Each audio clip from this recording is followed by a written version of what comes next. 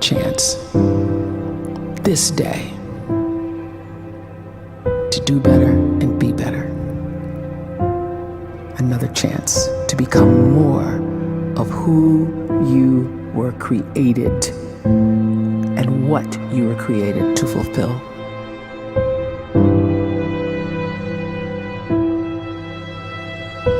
Everyone in the world is capable of living outside the role or beyond the roles that they place themselves in, no matter what it is.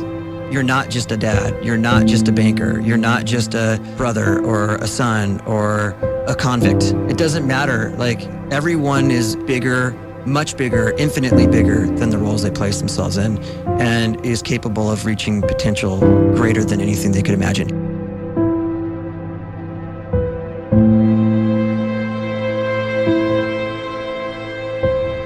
You can live the life you desire. It's right there in front of you. But in order to achieve it, you must first see it, then believe it, and then you must graciously ask and train your brain to help you execute your vision.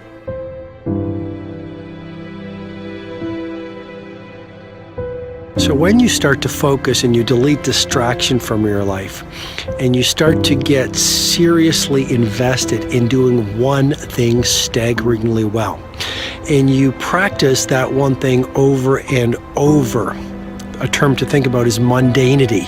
You do one simple, seemingly insignificant thing every day around your main skill, and it's very mundane, but small daily improvements over time lead to world-class results. Well, here's what happens in your brain. You start to isolate a single neurocircuit around that skill, and that starts to trigger a certain type of brain cell called an oligodendrocyte, which then releases myelin. Myelin is a fatty tissue that starts to wrap around that single neurocircuit related to that main skill you've been practicing.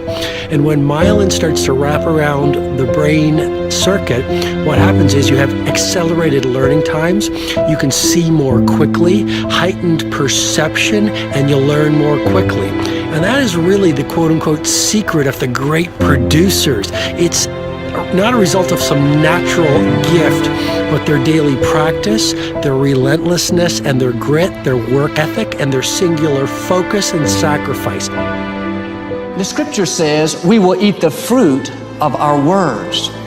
You are planting seeds when you talk. At some point, you're going to eat that fruit. My challenge is make sure you're planting the right kind of seeds. If you want apples, you have to sow apple seeds.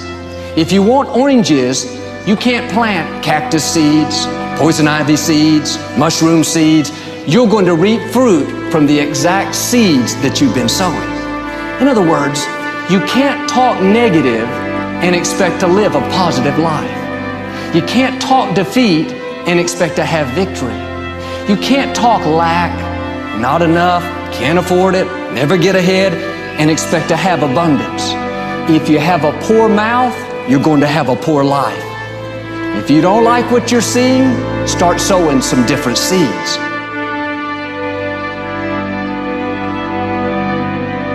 We may not realize it, but we're always feeding ourselves. What we watch, listen to, the people we're around, the thoughts we're dwelling on, that's feeding our inner man. If you go to lunch with people that talk bad about the boss, make fun of a coworker, put down a friend, they're feeding you gossip, feeding you jealousy, feeding you disrespect. Here's the key. Whatever you feed is going to grow. You may not like what they're feeding you.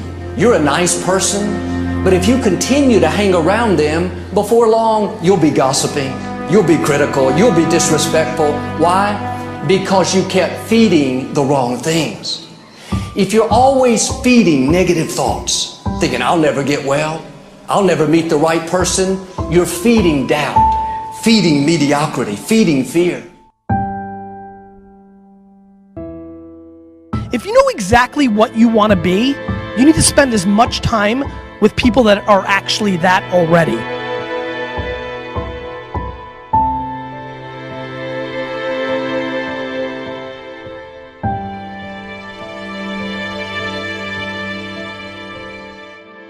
You cannot a fear of failure, or a fear of comparison, or a fear of judgment stop you from doing what's going to make you great.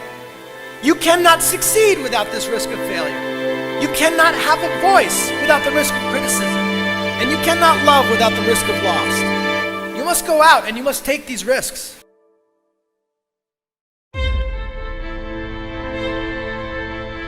You don't have the time to waste time, because time doesn't wait till you discover your purpose. If you don't know why you was born, time is still moving. And if you discover your purpose at 90 years old, it's too late.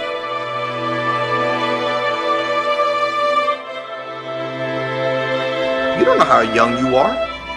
What if you die in 2 years? You're pretty old right now. You got 2 years left. And if you're 50 years old and you're feeling discouraged, well, remember the advice about planting a tree. When's the best time to plant a tree? 20 years ago or today? So if you're 50 and you feel like life left you behind, well, get started right now. Better late than never. Better late than never. Don't think about time and age so much. It gets people distracted. When the whole world's distracted, you be focused.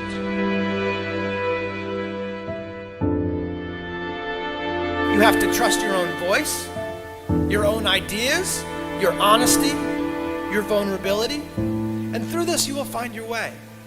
You do not have to be fearless. Just don't let fear stop you. Live like this as best you can, and I guarantee you will look back on a life well lived. You are capable of greatness in your profession, and more importantly, in your quality of self. Stay hungry. Stay young at heart. Take those risks. You are going to change the world around you in big ways and in small.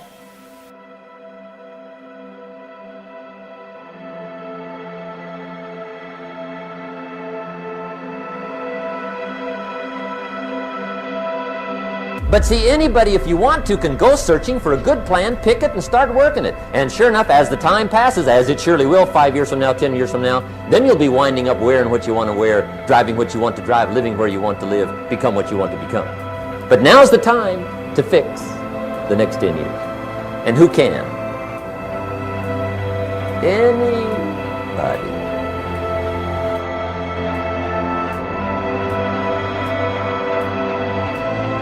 You were created to give life and make a difference with your gift somewhere. That's why you came to this place.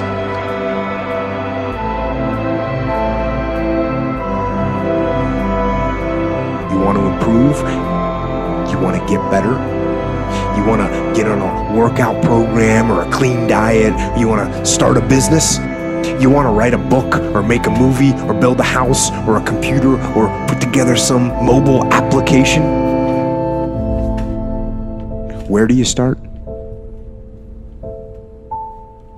You start right here. And when do you start? You start right now. You initiate the action aggressively. You go.